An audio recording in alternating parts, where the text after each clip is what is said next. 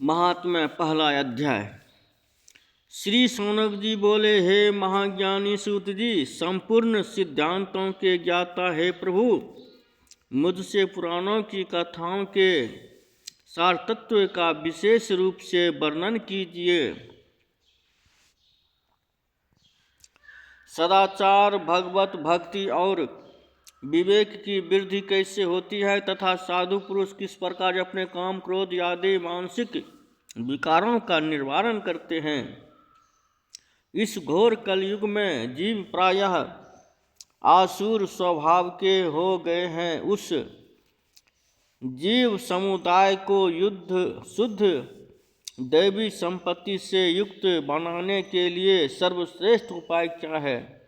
आप इस समय मुझे ऐसा कोई शाश्वत साधन बताइए जो कल्याणकारी वस्तुओं में भी सबसे उत्कृष्ट एवं परम मंगलकारी हो तथा पवित्र करने वाले उपयोग में भी सर्वोत्तम पवित्र कारक उपाय हो।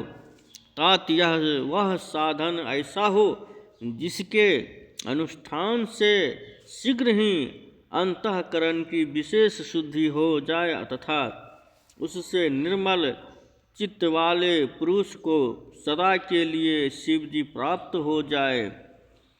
सूत जी बोले, मुनि श्रेष्ठ शौनक्य, आप धन्य हैं। आपके हृदय में पुराण तथा सुनने के प्रति विशेष प्रेम एवं लालसा है, इसलिए मैं शुद्ध बुद्धि से विचार कर परम उत्तम शास्त्र का वर्णन करता हूँ।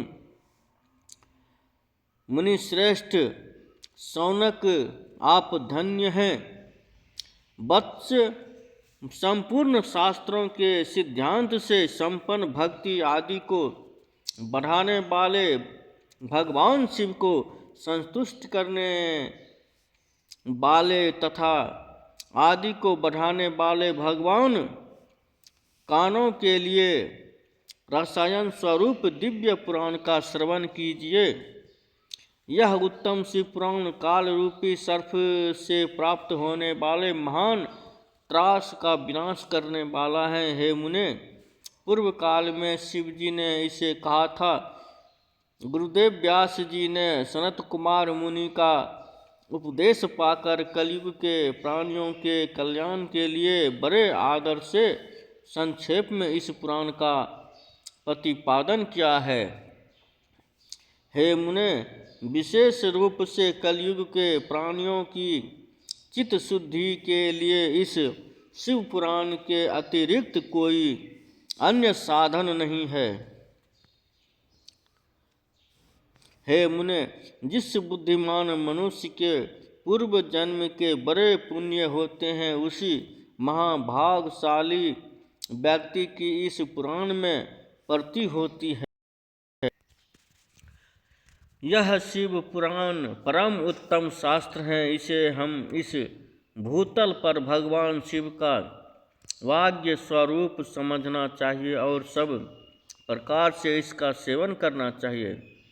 इसके पठन और श्रवण से शिव भक्ति पावक श्रेष्ठतम स्थिति में पहुंचा हुआ मनुष्य शीघ्र ही शिव पद को प्राप्त कर लेता है। इसके लिए संपूर्ण तत्व करके मनुष्यों ने इस पुराण के अध्ययन को अभिष्ट साधन माना है और इस प्रेम पूर्वक श्रवण भी संपूर्ण वांछित फलों को देने वाला है।